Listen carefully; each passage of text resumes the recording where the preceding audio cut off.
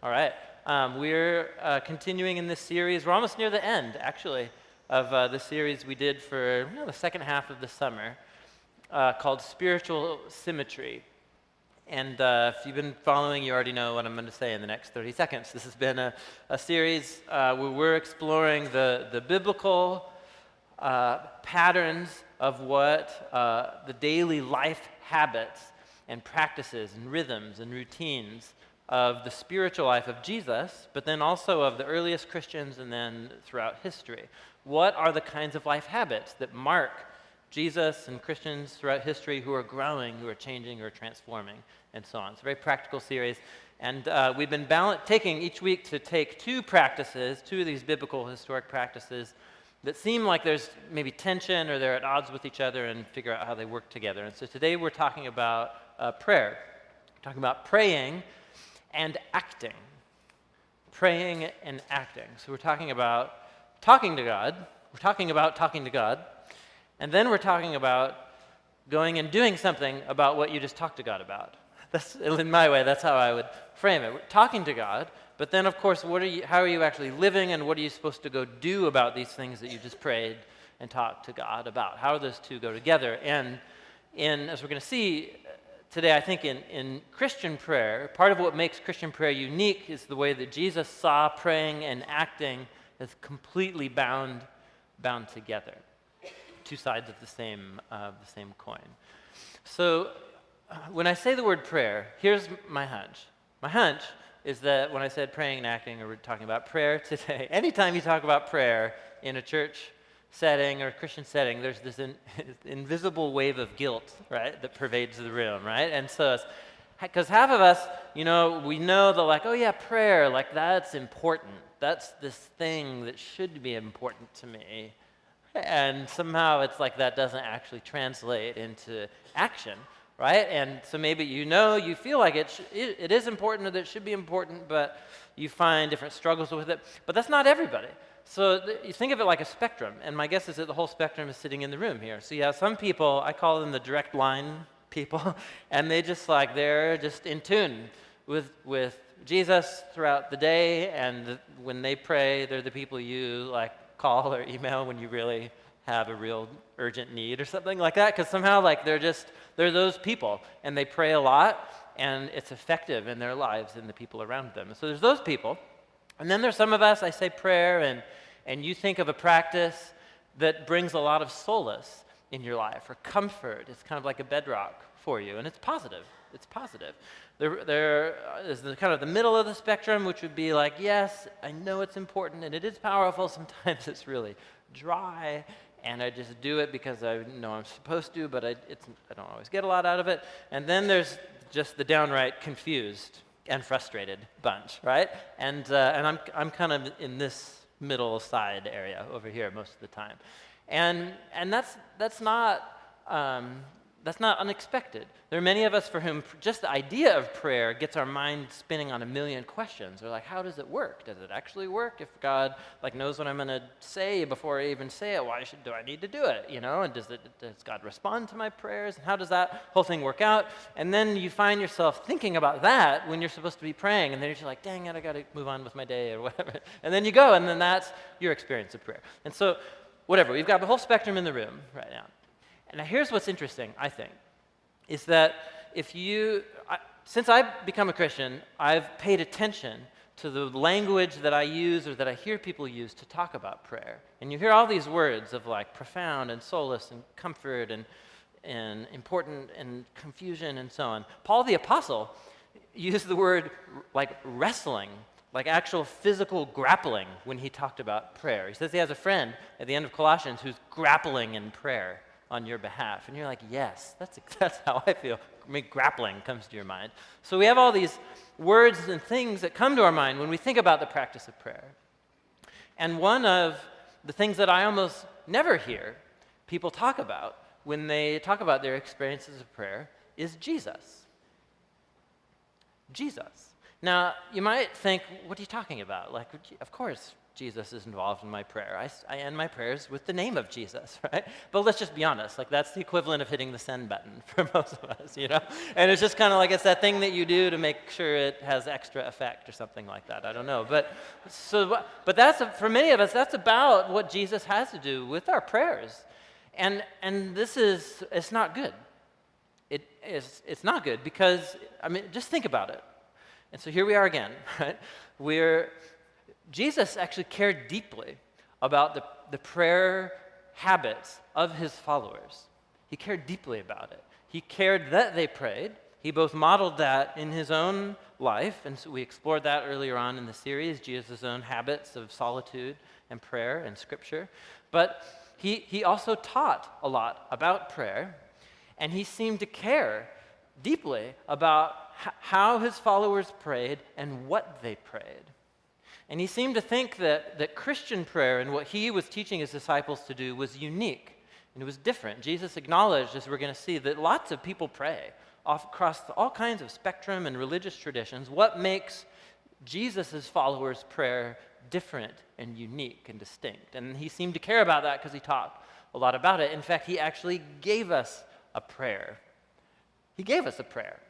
And for many of us, that prayer has become so familiar to us, we've just forgotten about it and forgotten its brilliance and its power. What am I talking about? The prayer that he gave us. What do we call it? We call it the Lord's Prayer. And there is, I'm convinced of it, a universe inside of the Lord's Prayer. And because of familiarity, we've become accustomed to it, bored with it. You know, probably not the familiarity breeds contempt for the Lord's Prayer, but at least boredom or lack of inspiration. And so it seems to me we need to come back here again, because what mattered most closely to Jesus, he shared with us in this prayer as he taught us how to pray. So I invite you to get out your Bibles with me, and we're gonna focus on the Lord's Prayer today. It's in Matthew chapter 6. So first book of the New Testament, Gospel of Matthew, chapter 6. One cool thing that we're excited about, so this is going to be actually the second to last Sunday teaching in this series, and then next month in September we're going to begin a series that will go as far as the eye can see in the Gospel of Matthew. We're just going to start with page 1 and then just see what happens for the next however long. And I'm quite excited about it. We're going to hop out of it a couple places, but we feel that for the next season for our church, we just need to camp out in the life and the sayings and the teachings of Jesus every Sunday for a really long time together. Done. Okay, Matthew chapter 6, right? So who's going to argue with that? Matthew chapter 6. So look at verse 5. It's a little introduction Jesus has to his prayer. And what he's going to do, he's going to identify two forms of praying that existed for his disciples out there in their culture already.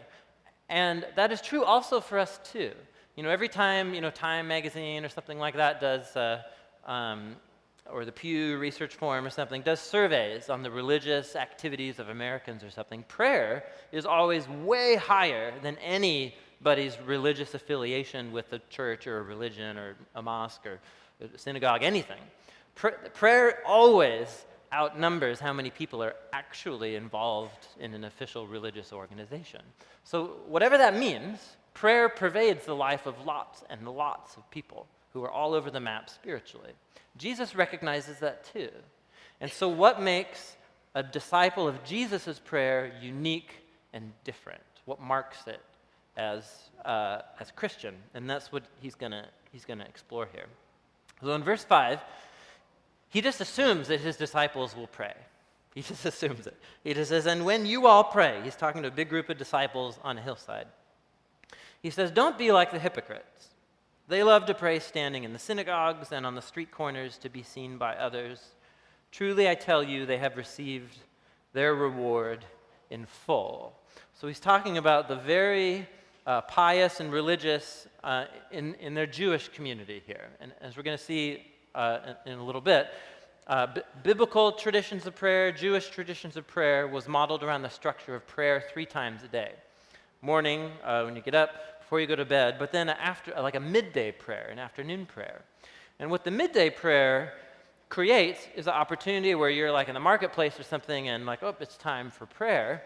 And there was a tendency forming, especially among some religious leaders, who will like find themselves conveniently stepping up, a stair or two to be quite visible to others as they like say their prayers or something like that. And it's just ego, and it's just humans being stupid, right? But he says that's one extreme. Don't be like that. So here's the first mark of Jesus-centered prayer, is that it's personal.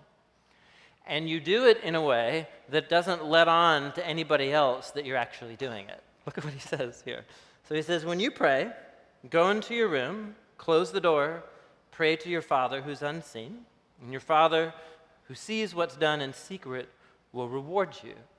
For Jesus, prayer is a deeply personal and relational experience. And to even risk being in a setting where you will exploit it to look good in some ways, just to sabotage the whole thing. And so Jesus-centered prayer is meant to be done in a very discreet, almost like covert type of way. Nobody else needs to know that you're doing it when you do your midday prayer. But then there's another extreme, he says. Look at verse 7. He says, and when you pray, don't be like, what's going wrong with Jewish prayer, but also don't keep babbling on like pagans, for when they think they will be heard because of their many words. Now, let's just stop real quick here. You hear the word pagan, and do you think positive or negative association? The word pagan. It's mostly negative in English, isn't it? It's like a pejorative type of word. And that's not the case in the Bible. This is kind of hard for us to get. So the word has come to have all these connections to it that it doesn't actually have in the Bible. In the Bible, it's an ethnic term. It's always used in the mouth of somebody who's Jewish, talking about somebody who's not Jewish. So he's talking about the Greeks or the Romans. Here's the way to go wrong and the way Jewish contemporaries are going wrong. Here's the non-Jewish world and how it prays. And the prayers are long. They're just really long prayers. That's the problem. Jesus thought praying needlessly long is an issue and like a real problem that shouldn't mark the prayers of his followers. Go think about these things. So I don't know if you've ever had the experience of reading some of the great, Greek or Roman classics, right? Like Homer's Iliad or the Odyssey or something like that. You should, just as like an inhabitant of the Western culture, you should know about these things. You should go read Homer. And what you'll find is that there are lots of stories, and they're often filled with people making prayers to the Greek and the Roman gods, to Zeus or to Apollos or something. And you will notice, it'll just jump right off the page after you. They're just like unbearably long. They're just really long. And they're long for a reason, because the whole point is that the Greek and Roman gods, like, you don't know if they like you. They could wake up with, a chip on their shoulder that day, and they don't care about you or what you're saying to them. And so half of it is just rhetoric, trying to get the gods' attention and convincing them why they should, give you safe passage on your voyage or something like that. And so Jesus' whole point is like, you don't, to go on and on trying to convince God about how important it is shows that you don't actually understand who you're praying to. And so he says this, verse 8, he says, don't be like them. Your Father knows what you need before you ask him. Now here's what's funny. I think many of us, we read that statement, okay, don't need to go on and on. He already knows what you need. And our response to that is, he already knows what I need. Well, why should I pray? If he already knows what I need, why should I pray? And do you see that Jesus is drawing the exact opposite conclusion? He already knows what you need, so pray, for goodness sakes. Do you see his logic here? It's completely upside down from us. He sees the fact that the Father already knows and is already paying attention to you and knows what you need. He sees that as precisely the reason why you would pray.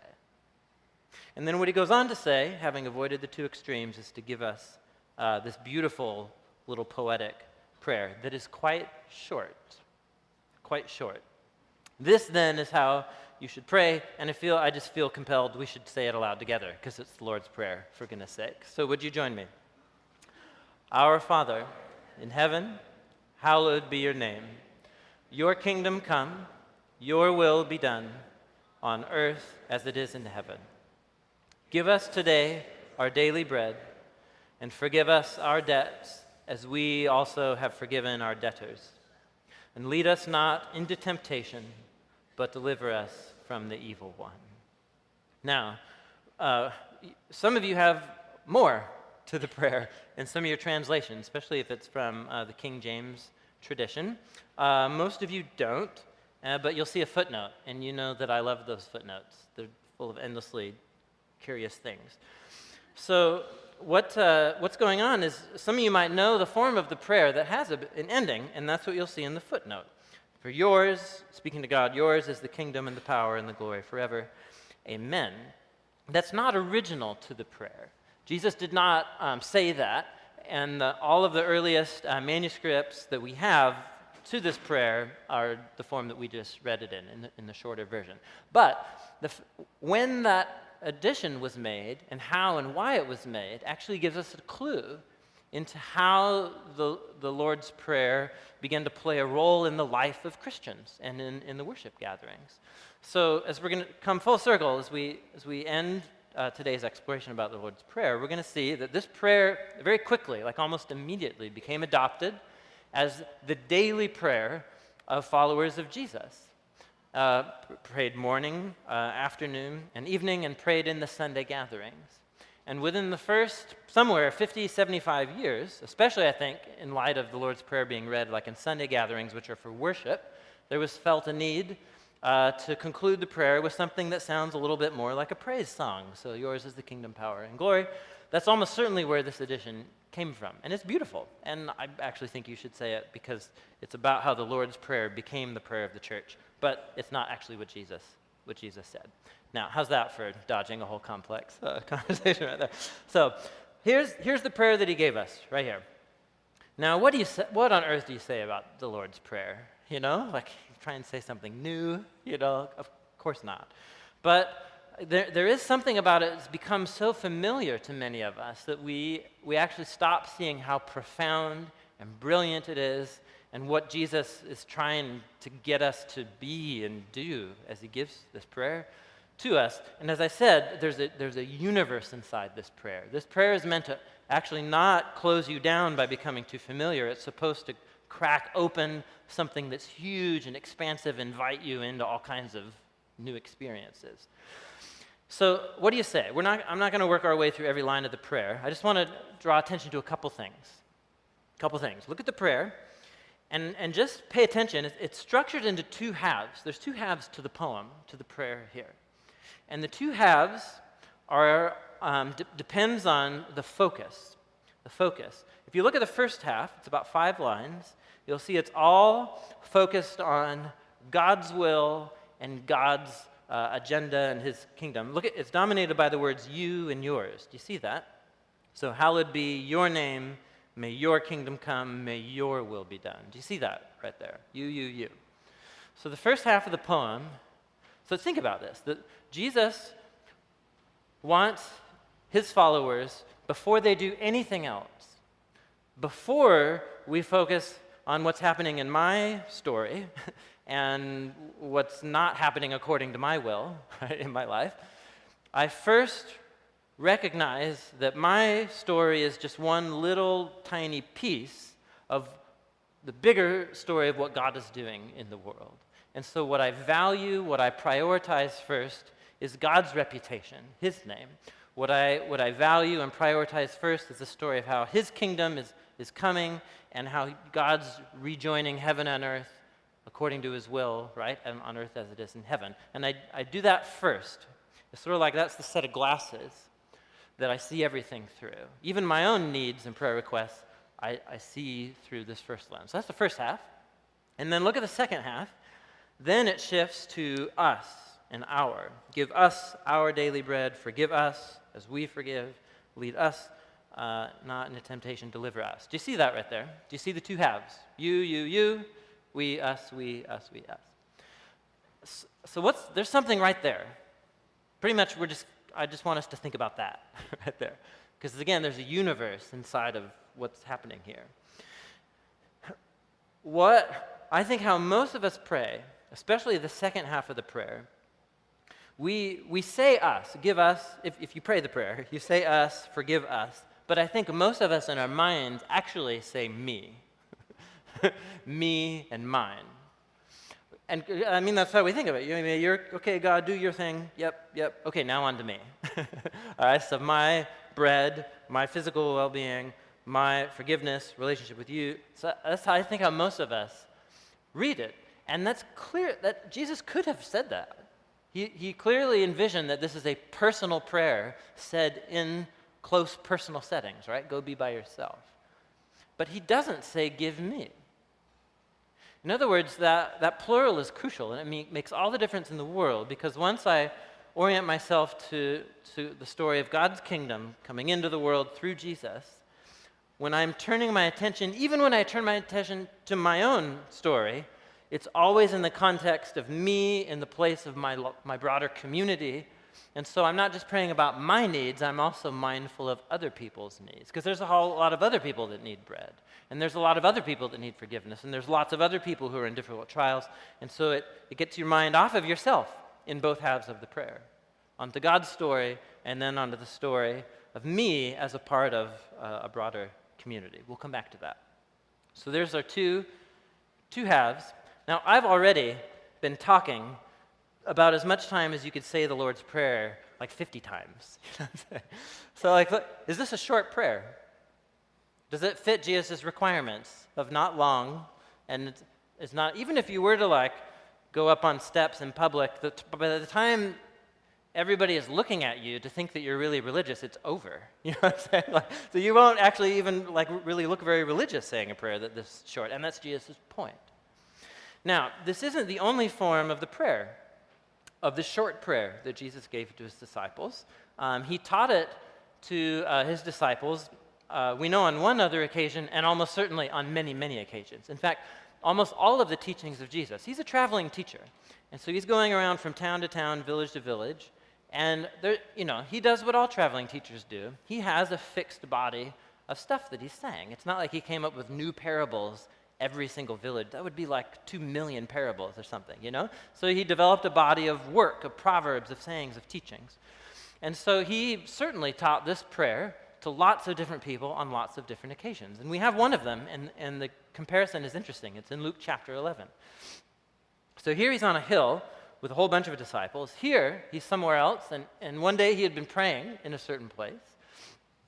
When he was finished, one of his disciples said to him, "Lord, teach us to pray, just as John taught his disciples." And so he said to them, "When you pray, say this: Father, hallowed be your name. Your kingdom come. Give us each day our daily bread. Forgive us our sins, as we also forgive everyone who sins against us, and lead us not into temptation." Now, is that the Lord's Prayer? So say yes. Say yes. All right, because is it the Lord saying it?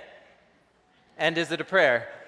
Yep. Okay, all right, done. I've convinced you. Right? So yeah. Is it the Lord's Prayer as you know it from the occasion he mentioned in Matthew? No.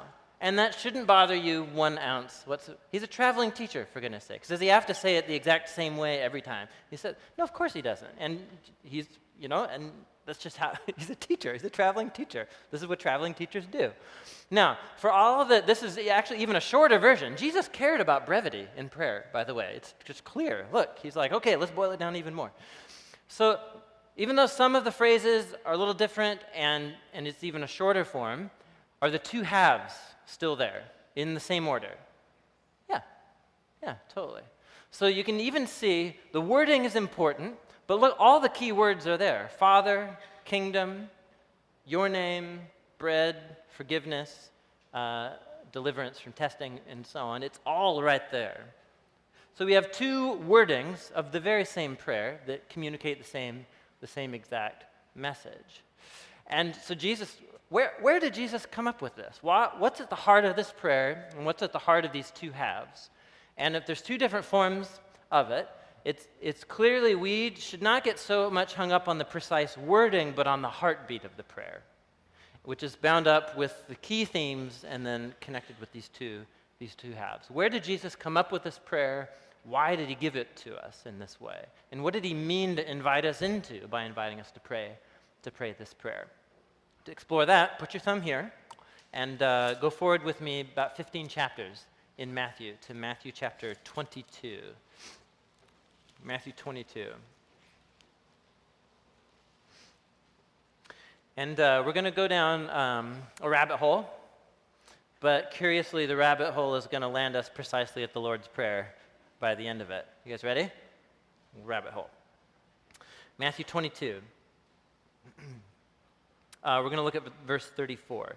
And this story is in the last week that Jesus spent in Jerusalem for Passover and leading up to his execution. So this is really an intense week in the life of Jesus. Chapter 22, verse 34. Now, hearing that Jesus had silenced the Sadducees, which was one Jewish religious group, the Pharisees, another Jewish religious group, got together.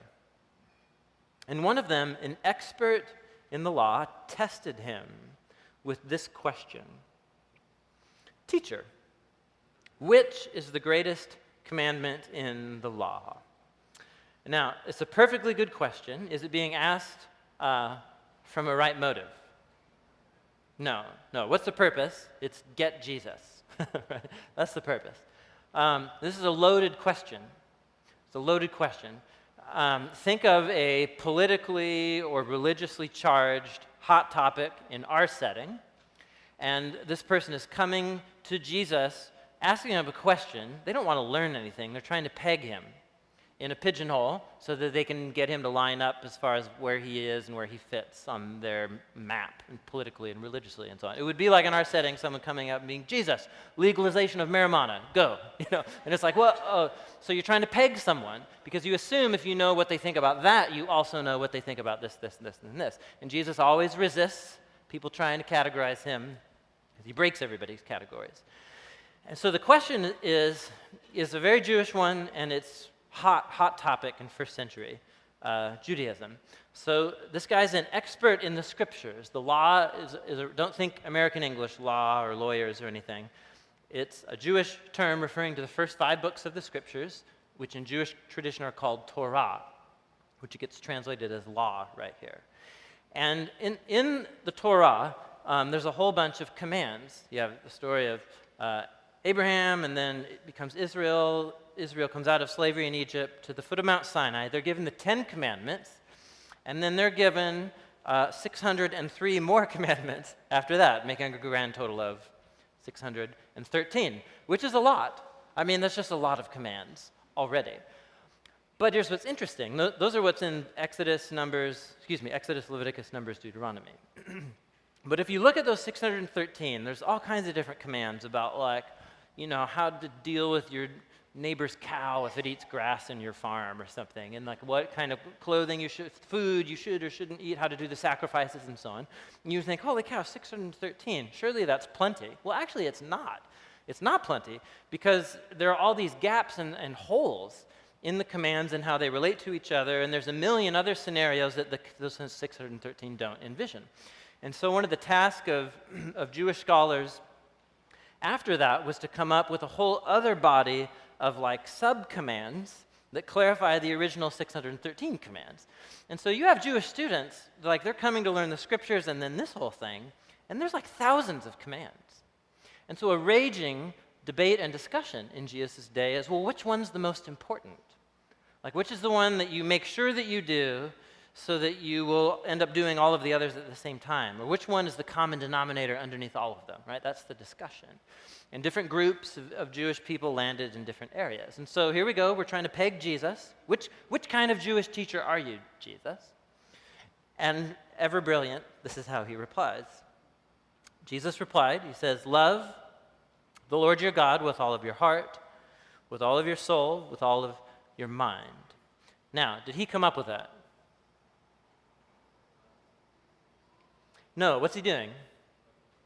He's quoting the scriptures, right? And he's quoting from the Torah, specifically from the book of Deuteronomy, chapter 6. Now, even more than he's just quoting Torah, love the Lord your God with all your heart, all your soul, with all your your mind, comes from a prayer.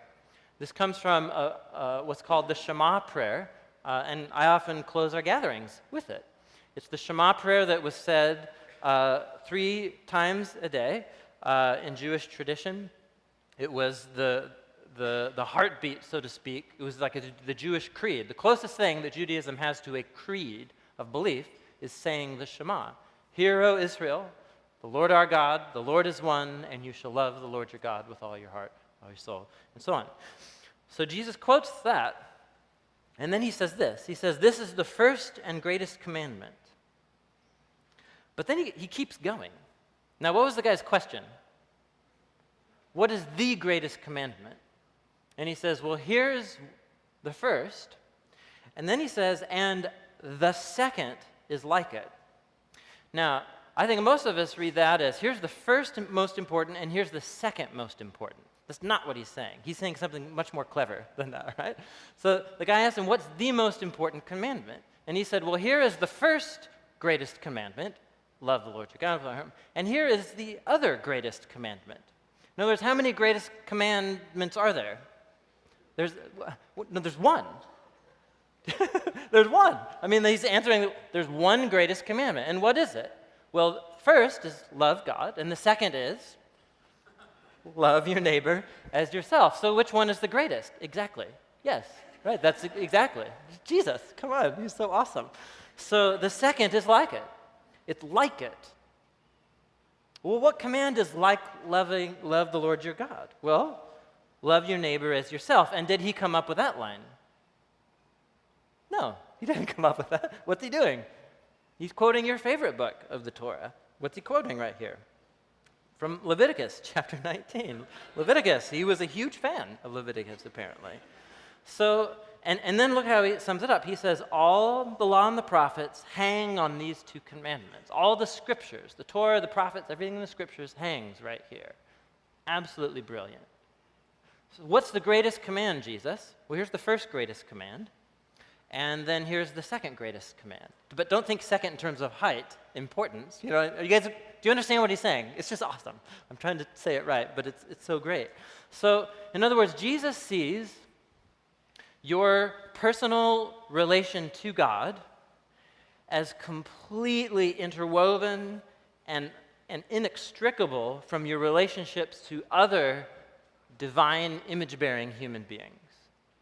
So and all religious traditions, no matter where they come from, they tend towards this. They tend towards, well, as long as I can maintain this kind of personal relational connection with the deity of some kind, then as long as we do that and the practices that make that healthy, then I must be doing great. And Jesus is like, you're kidding me, right? That actually could be the worst deception of the human heart, is the religious deception, because your actual relationships in your lives can be in ruin, and you think you're doing just fine because you're doing this thing that's this kind of personal, intangible connection here. And so Jesus is just like, no, they're utterly interwoven. They together are the greatest commandment: to love God and to love your neighbor.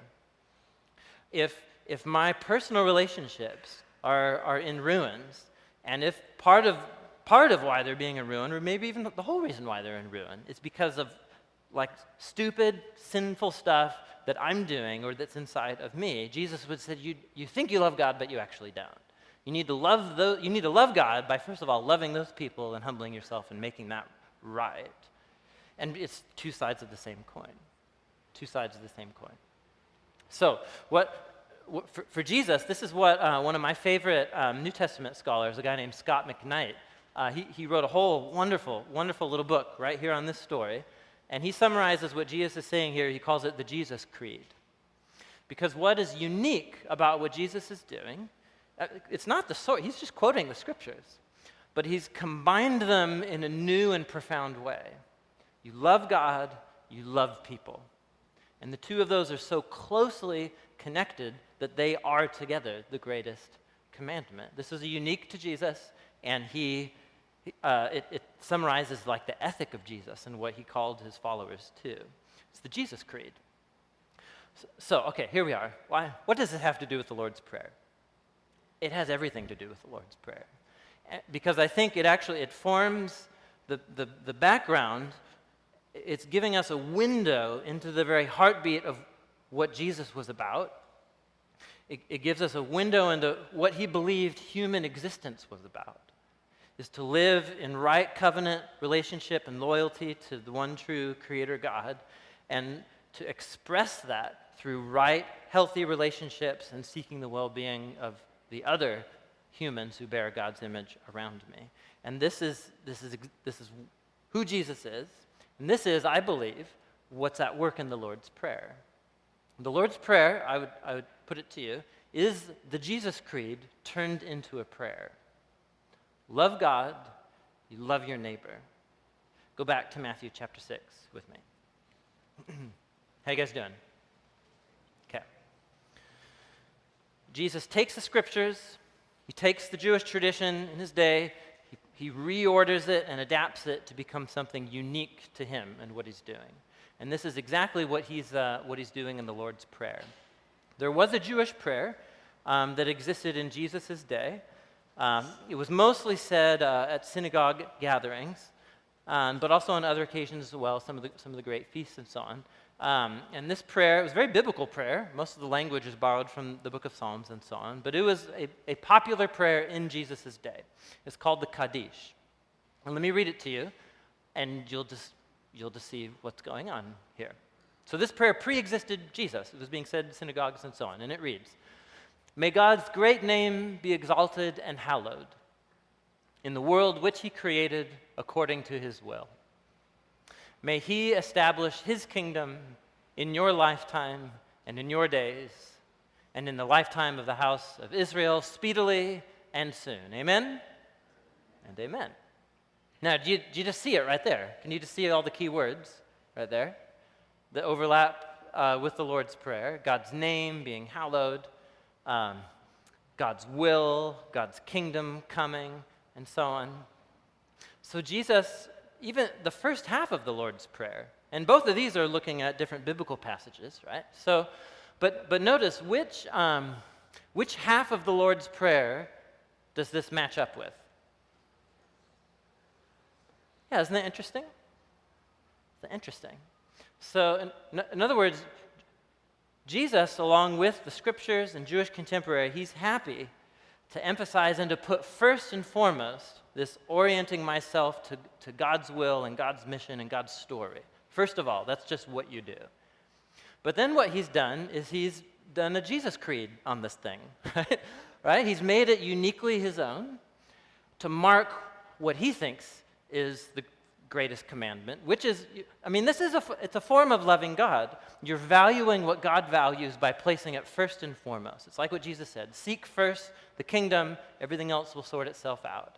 Pray about the kingdom, pray for the kingdom to come, but don't think that you're done yet, right? Because the whole question is, well, how is loving God expressed? How is it that God's kingdom actually starts coming? And it seems to me that's precisely what the second half of the Lord's Prayer is about. If the first half is about loving God, the second half is about loving your neighbor. Now come back to the prayer, Matthew 6, and look at this second half. And I highlighted this. Notice Jesus did not teach us to pray, "Give me the bread that I need today." What if you're praying this prayer, praying the Lord's Prayer, like you do, right? And you have enough bread.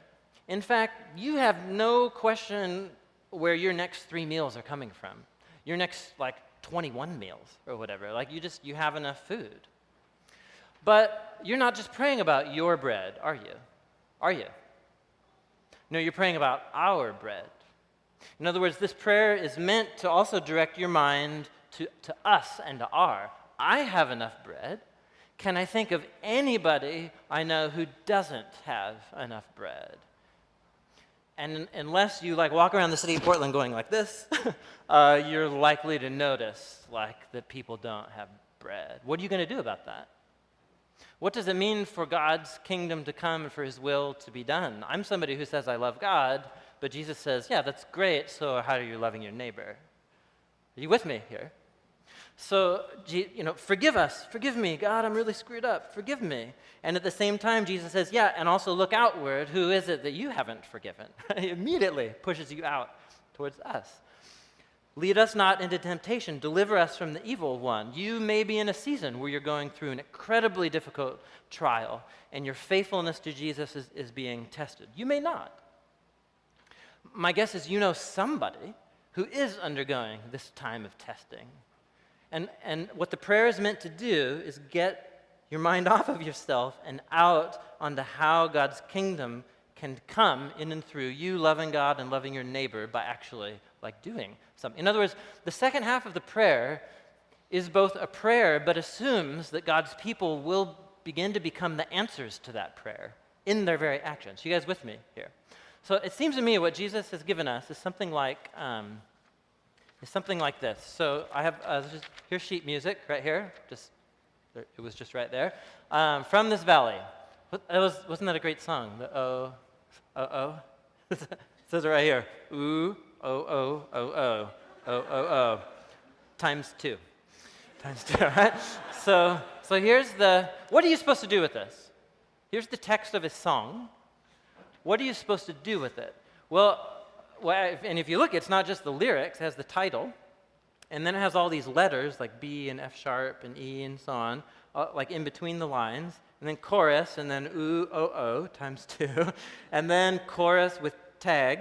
Some of you know what that means. That's code or something like that. So, if I were to give this to you, what you should not do with it is go put it in your pocket and then go out for a cup of coffee tomorrow and just be read it and be that's really interesting or something. No, the point of these words on this page is to perform them, right? And it actually has all of these little things in there that tell you how to do it and how to carry it out.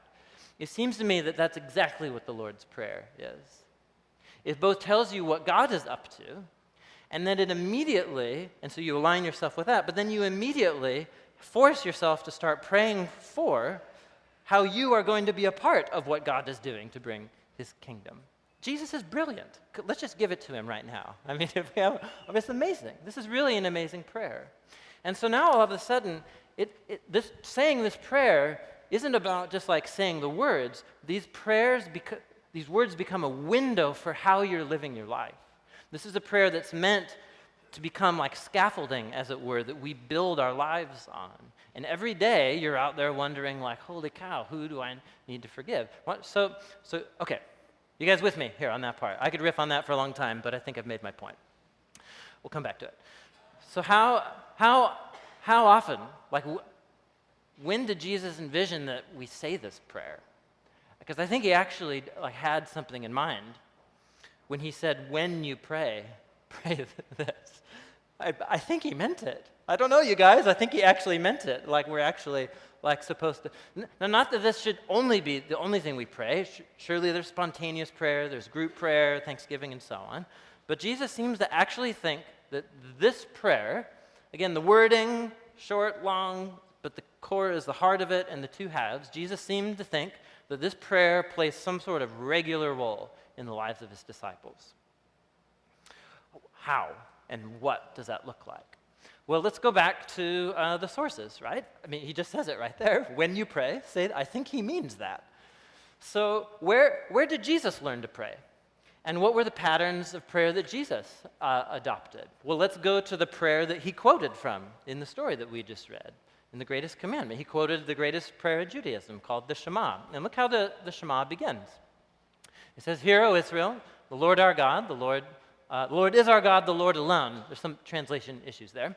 Or the Lord our God, the Lord is one. "You shall love the Lord your God with all your heart, with all your soul, with all your might."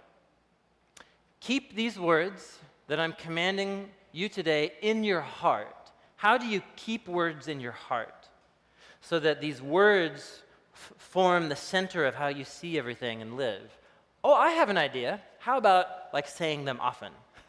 That's one way, right? So recite them to your children and talk about them when you're at home and when you're away, when you lie down and when you rise. So, as the Western Protestant Christian, of course, we want to dodge all of this, and we're just sure, it's just surely a recommendation that we might think about praying 2 times a day. It's actually it doesn't seem like that, does it? It seems no, this is, if you want to associate yourself with this tradition, this is how you roll. You do it when you lie down and when you rise. So we're at least talking what? At least twice. But then there's all this, when you're at home, when you're away throughout the day. So what's that? What's that about? And so you got Moses here. 500 years later, we hear a reference by David to not just prayer at the beginning, but also a midday prayer. So Psalm 55, David says, "As for me, I call to God, and the Lord saves me. Evening, morning, noon. I cry out in distress, he hears my voice." 500 years after David, we find Daniel. And he's in Babylon, and this is developed into a full-blown, this is just what you do. So when Daniel learned that the decree of his execution had been published, he went upstairs to his room, and the windows opened to Jerusalem 3 times a day. He got down on his knees, and he prayed. And then in the 500 years from Daniel to Jesus, all the Jewish writing and tradition that we have just assumes this. This is just what you do. You pray morning, afternoon, evening. And what do you pray? You pray the Shema. You pray the Shema prayer. That's just what you do. So when Jesus here begins and says, "When you all pray, don't be like the hypocrites," I think many of us, we've kind of said to ourselves, yeah, exactly, the hypocrites, because they have turned prayer into an old dead ritual, and they do it at set times, and they don't even mean it. But that's not actually what he says, is it? He doesn't say, don't have habits and rhythms of prayer. The problem with prayer becoming dead ritual is us, not the practice. You guys with me? The problem is us. Jesus seems to think the practice is really important. So he just assumes it. When you all pray like this. And so notice what he's doing. He's asking his followers to transform the Shema into something even bigger. Love the Lord your God, but love your neighbor as yourself. Because the Lord's Prayer is a way of saying love God and love people. And the first clues we have about the prayer lives of the earliest Christians show exactly this pattern right here. I'm just inundating you on purpose right now, just to show you that I'm not making this up. So in the book of Acts, chapter 2, all the disciples are there. They're following what? They're following the apostles' teaching, fellowship, the breaking of bread, and they're devoting themselves to the prayers. Some of your English translations don't include that plural. I don't know why, because it's right there in the original language. They're devoting themselves to prayers. Some of your English translations do have plural right there. And that's right, because it's a reference to morning, afternoon, evening prayer. It's just assumed. Chapter 3, one day, Peter and John were going up to the temple at the time of prayer, about 3 in the afternoon.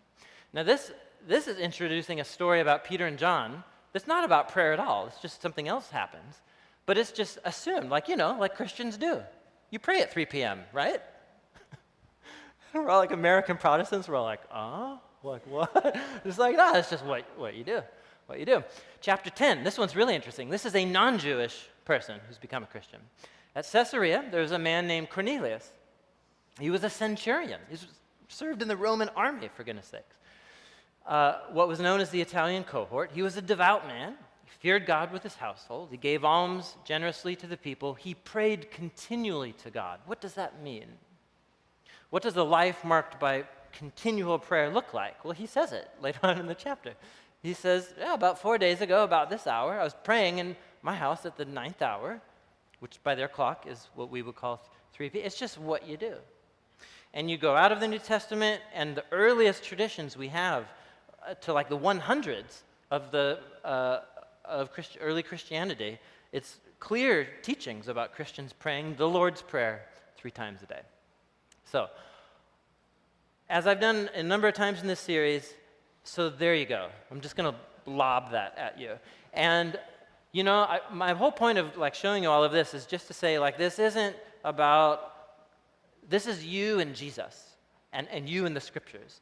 And whether you think this practice is not biblical, I just leave you to use your brain and think about that one, right? So, but just think about what's happening. Are we talking about 3 times a day you go spend an hour in prayer? Is that what Jesus is talking about? It takes you 45 seconds to say the prayer. So the point is this habit. You intentionally interrupt your life to remind yourself about the Jesus Creed. and of who Jesus is and what's most important to him and what's most important to me as one of his followers. And as I've just kind of rediscovered or adopted this practice in my life in the last few years, it's actually the midday prayer that has become the most awesome experience. Because the whole point is, don't let people know you're doing it. Like, just pause and do it, and nobody should know. And here's what you'll find yourself doing. You'll find yourself at the oddest, random places saying the Lord's Prayer. And all of a sudden, these words that you are so familiar with, they are connecting, and there's new things happening because of where you were saying it. You'll see somebody who clearly does not have bread when you're saying the Lord's Prayer, and just let Jesus mess with you on that one, right? You'll be in your workplace, and there's all these crabby people who hate each other, your workplace, right? And then praying for forgiveness in that kind of setting, whoa, and it gets your mind spinning. And then, of course, if you just prayed, may your kingdom come, and if I'm one of your followers, and I'm a part of your kingdom coming, then what on earth do I need to do about that? And there you go. It'll mess with you, especially the midday prayer, I have found. And so there you go. I trust that the Holy Spirit will guide us as a church to become the kinds of praying people that the Spirit wants us to become.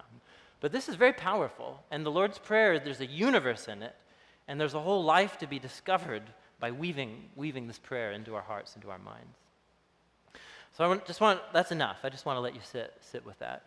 But as we close and as we transition into worship, which is our time to reflect and to pray and to think about what it means to respond to this, I want to play you something. It's a Syrian nun singing the Lord's Prayer in Aramaic. Aramaic was the language that Jesus spoke this prayer in. And there's a church in the old city of Jerusalem called St. Mark's Syrian Orthodox Church. It's one of the oldest churches in the world. All of the liturgy, there are prayers and people praying prayers, monks and nuns there, and they're praying the liturgy mostly in Aramaic, which was the language that the first Christians mostly prayed in.